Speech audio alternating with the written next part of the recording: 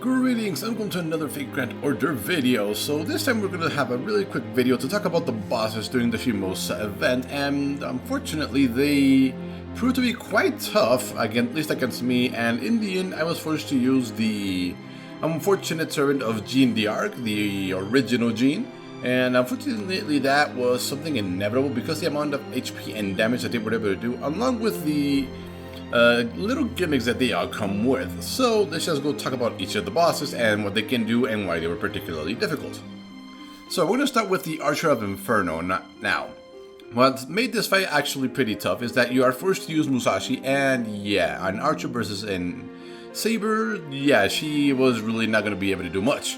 So during this fight I actually had to switch her out as quickly as possible for somebody else. And unfortunately I had to use Jean at this point from here onward in order to survive, but let's see why that is. So let's avoid what I just told you, that you are forced to use Musashi in your front line.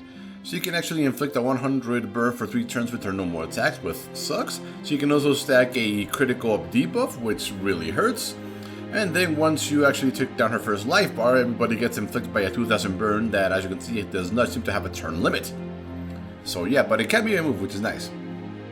And then, remember, the burn can now stack, so the damage over time effects can quickly stack up, so yeah, she was actually pretty tough. Now, the good news is her Nova Phantasm is only a single target, so if you don't have Jean and you do have something strong like Mash, then you could consider using her along with a taunt in order to ensure that your party does not get destroyed by her Nova Phantasm.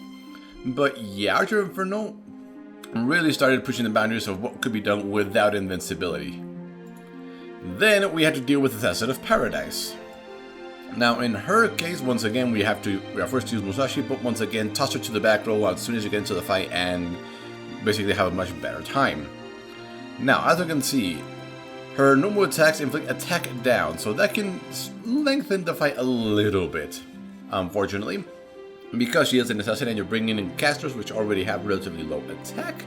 So yeah, bringing in a single target, high attack, caster like, say, Elia or Swanzang, or maybe even Medea, if you have no other choice, that might definitely be the way to go. Now, her Nova Phantasm is also single target, which is good. Unfortunately, that's going to be the last easy one we're going to get during this fight.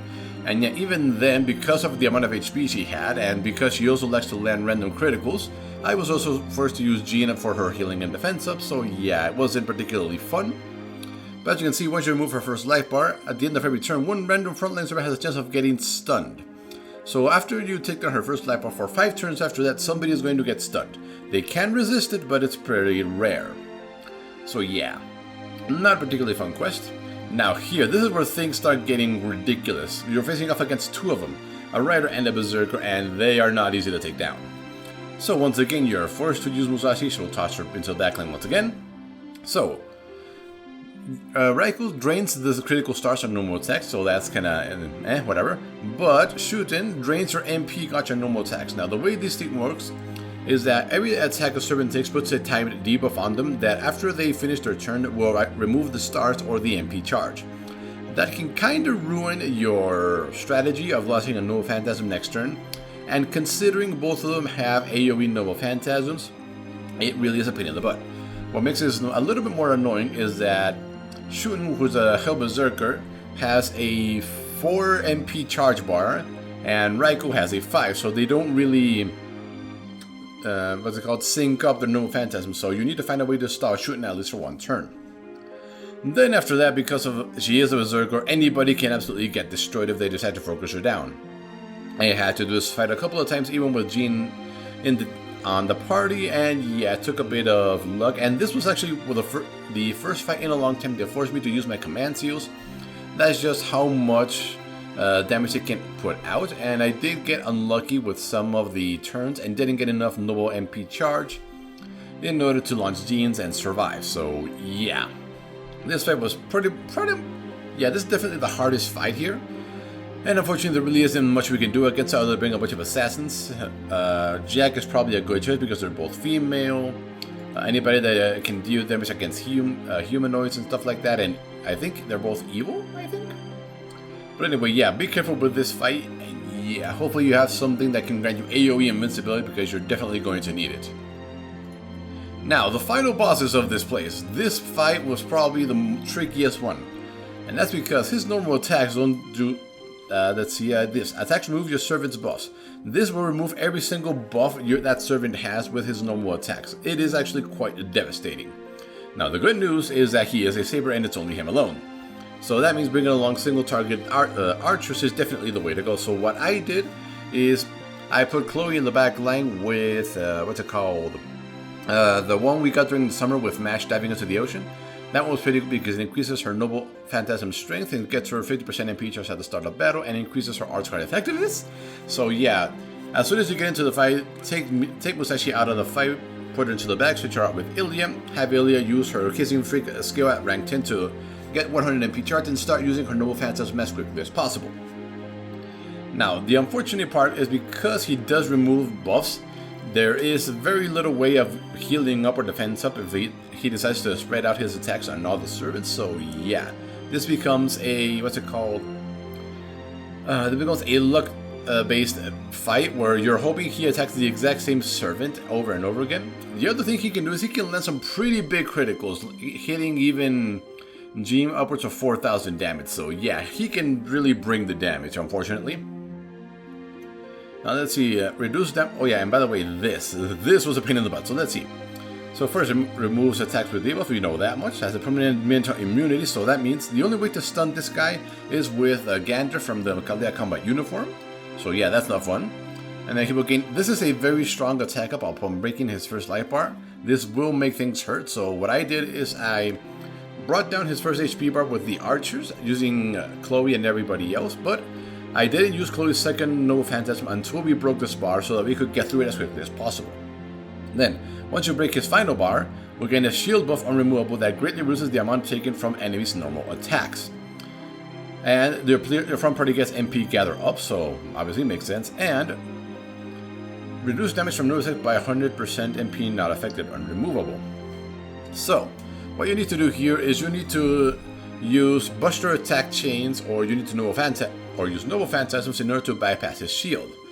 Now, because we have had to deal with stuff like this already with special events, we know that reduced damage from normal attacks only takes into account the normal damage. Damage added onto that by damage attack up or by using a Buster chain or anything other like that will do damage. So after this, you go to his first two life bars, you have this, and unfortunately, I think I ended up having to rely on Heracles and his 5 or 6 turns that he can buy me in order to finish it off. Now, if you recall, Heracles has a triple Buster deck and can be very strong. So yeah, I used him to finish them off, just barely though. Just barely. So yeah, this fight can definitely be difficult with the buff removal that he will have every single time, and the fact that you can't debuff him in any shape or way. So yeah, this fight was probably pretty tough, but it's definitely doable. You just need to have a little bit of luck. Now, the last boss of this place is Shiro once again, unfortunately. Now, because he is an Avenger, as you can see there, it's not his normal ruler self, that means there is only one servant in the game that, well, has an advantage against him, and that is Bebe, unfortunately. And unfortunately for many people that didn't actually manage to get her, this is going to prove to be a very difficult fight. And that's because, remember, Shiro has an AoE Noble Phantasm that removes all buffs before it deals damage. So yeah, there's no way to avoid the damage outside of debuffing him with either attack down or MP down. So what did I do? Let's see, who did I bring along? It was my Bebe, a friend of Bebe, and who else did we bring along? We brought somebody along. Who was it? It was somebody... Was it actually Jean? No, it wasn't Jean. Or was it? Actually, it was Jean. I'm not sure why I decided to bring Jean along, but she managed to survive long enough to make Shiro's MP not do enough damage for a couple of turns. And she provided defense up for normal attacks and everything. Now, the good news is Shiro's Noble Phantasm doesn't do that much damage, so... inflicting him with a rank 1 and Noble Phantasm damage down from Jean, and having a Bebe and, well, 2 Bebes on the field meant that all of them actually managed to survive the damage, which is really weird, because Jean's not supposed to be able to survive that. But yeah, they did 4,000 to one Bebe, 6,000 to another, and around 8,000 to Jean, who was almost at full health, so everybody managed to survive. Unfortunately, you are dealing with Nova Phantasm, so what's the strategy here? Well, if you never used Bebe, you probably don't know that her Nova Phantasm recharges everybody else's Nova Phantasm, including herself, by 20%. So what you want to do is you want to spam her Nova Phantasm as quickly as possible. Now, absolutely all the time if possible.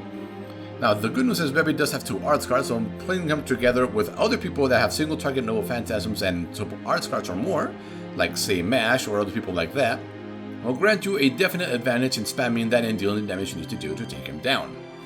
Now, what happens when you remove his life bars? Well, we gain a critical damage buff, so that can hurt, and we get his critical star gather buff, which is not that useful. Well, we need his critical star generation. And then on his final life bar, we'll gain a MP damage buff for 5 turns. Yeah. So that's not nice. And players from party get star ups for 5 turns. So yeah, not particularly nice there.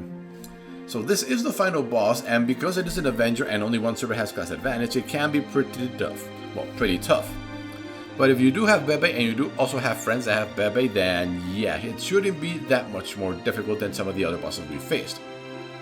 Now granted, because some of the other bosses were relatively tricky, but there wasn't nothing absolutely overwhelming or crazy like we've had to do with some others, like having to deal with Megalos and stuff like that. So yeah, Shimousa wasn't that particularly difficult, although being forced to use Musashi during some of the Sword Master fights really put a hamper on your team, because she really doesn't have any craft essence equipped to her, and she doesn't have a very easy time charging up her Nova Phantasm, because she only has 1 arts card. So yeah, that was fun. Now there is one final fight at the end of this, and that is this one, the fight versus Kojiro. And you're probably wondering, wait, what is this? How can Kojiro is not a saber, he's an assassin.